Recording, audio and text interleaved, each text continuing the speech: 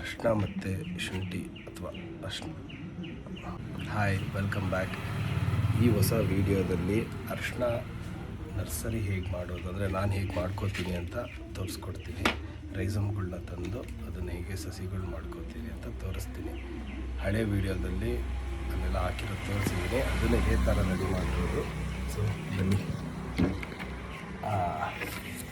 ಆಯಿತು, ಇದು ಟ್ರೇ. ಈ ಟ್ರೇಗೆ ತೂತು ಮಾಡಬೇಕು.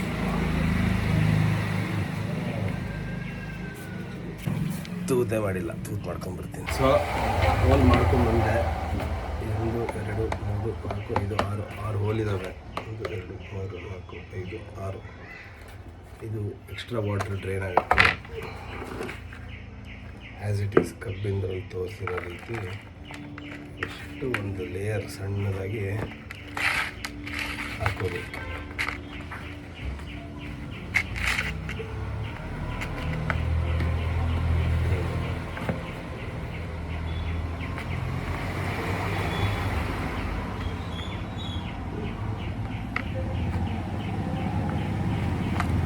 ಒಂದು ಲೇಯರು ಸಣ್ಣದಾಗಿ ಹಾಕ್ಕೊಂಡು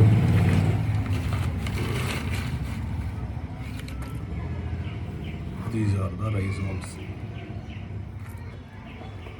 ಅರಿಶಿನದ ರೈಸೋಮ್ಸ್ ಇವೆ.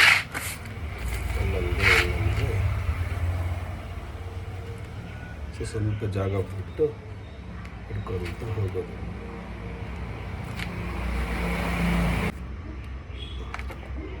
ನೋಡಿ, ಈ ಥರ ಇಟ್ಟಿದ್ದೀನಿ. ಈಗ ಇದನ್ನು ಹಾಕಿ ಕ್ಲೋಸ್ ಮಾಡೋದು.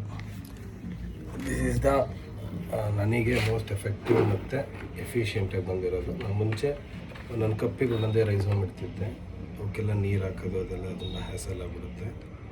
ಸೊ ಈ ಥರ ಆದರೆ ಒಂದೇ ಟ್ರೇಯಲ್ಲಿ ಎಲ್ಲ ಇದಾಗುತ್ತೆ. ಸೊ ಕಬ್ಬನ್ನು ಇದೇ ಥರ ಮಾಡಿದ್ದೀನಿ, ಅರಿಶಿನೂ ಇದೇ ಥರನೇ ಮಾಡ್ತಾಯಿದ್ದೀನಿ.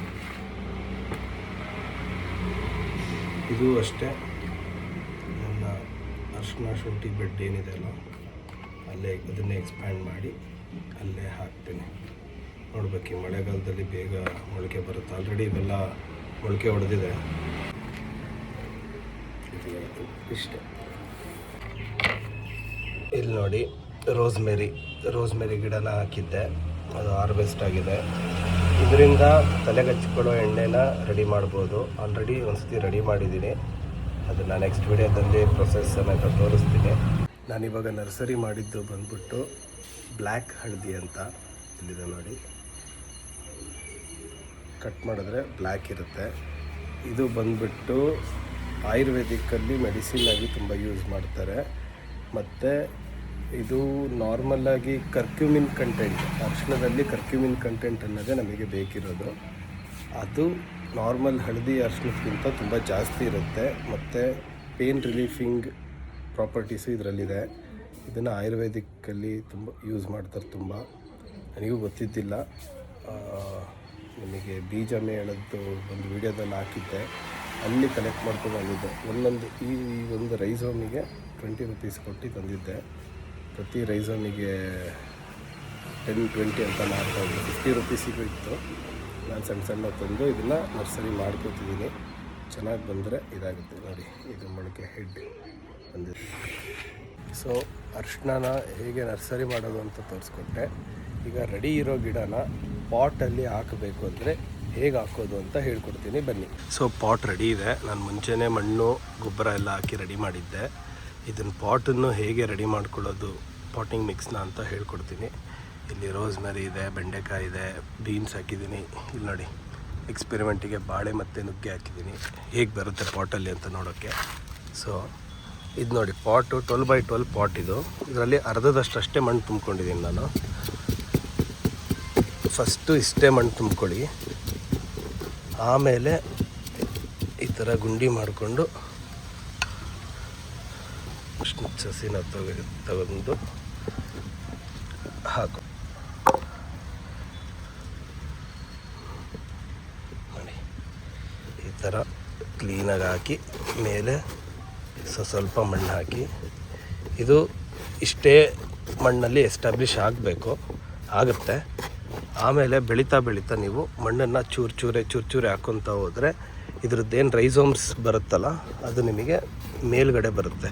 ಮೇಲ್ಗಡೆ ಹಾಕೋದು ಆದಷ್ಟು ಸಾಯಿಲ್ ಲೂಸ್ ಸಾಯಿಲ್ ಇರಬೇಕು, ಅಂದರೆ ಗಟ್ಟಿ ಮಣ್ಣು ಇರಬಾರ್ದು. ಕೊಕೊಪಿಟ್ಟೆಲ್ಲ ಮಿಕ್ಸ್ ಮಾಡಿ ಹಾಕಬೇಕು. ಒಂದ್ಸತಿ ತೋರಿಸ್ತೀನಿ ನಿಮಗೆ. ಅದನ್ನು ರೆಡಿ ಮಾಡಿ ಇಟ್ಕೊಂಡಿದ್ದೀನಿ. ಬೆಳೀತಾ ಬೆಳೀತಾ ಹಾಕೋದು. ಇದು ನೋಡಿ, ಇದು ಮಣ್ಣು ತುಂಬ ಲೂಸ್ ಮಣ್ಣಿದು. ಇಂಥ ಮಣ್ಣಲ್ಲಿ ಚೆನ್ನಾಗಿ ಬೆಳೆಯುತ್ತೆ. ಸೊ ನೀವು ಮನೆಯಲ್ಲಿ ಏನಾದರೂ ಅರಿಶಿನ ಶುಂಠಿ ಏನಾದ್ರು ಹಾಕಬೇಕು ಅಂತ ಅಂದರೆ ಇದೇ ರೀತಿ ಹಾಕಿದ್ರೆ ಚೆನ್ನಾಗಿ ಪ್ರೊಡಕ್ಷನ್ ತೆಗಿಬೋದು. ಆದಷ್ಟು ದೊಡ್ಡ ಪಾಟಲ್ಲಿ ಹಾಕಿ ಜಾಸ್ತಿ ರೈಸೋಮ್ಸ್ ಬರುತ್ತೆ. ಮತ್ತು ಇನ್ನೊಂದು, ನಿಮಗೆ ದಾವಣಗೆರೆಯಲ್ಲಿ ಅರಿಶಿನ ಮತ್ತು ಶುಂಠಿ ಸಸಿಗಳು ಏನಾದರೂ ಬೇಕಾದರೆ ಸದ್ಯ ನನ್ನ ಹತ್ರ ಸ್ವಲ್ಪ ಅವೈಲೇಬಲ್ ಇದ್ದಾವೆ. ಬೇಕಾದರೆ ನಿಮಗೆ ಕೊಡ್ತೀನಿ. ಇಂಟ್ರೆಸ್ಟ್ ಇದ್ದವರು ಕಾಂಟ್ಯಾಕ್ಟ್ ಮಾಡಿ ಪಡ್ಕೊಳ್ಳಿ. ಓಕೆ, ಇದಾಗಿತ್ತು ಇವತ್ತಿನ ವಿಡಿಯೋ. ನೆಕ್ಸ್ಟ್ ವಿಡಿಯೋದಲ್ಲಿ ಮತ್ತೊಂದು ಇನ್ಫಾರ್ಮೇಷನ್ ಜೊತೆ ಬರ್ತೀನಿ. ಬಾಯ್ ಬಾಯ್.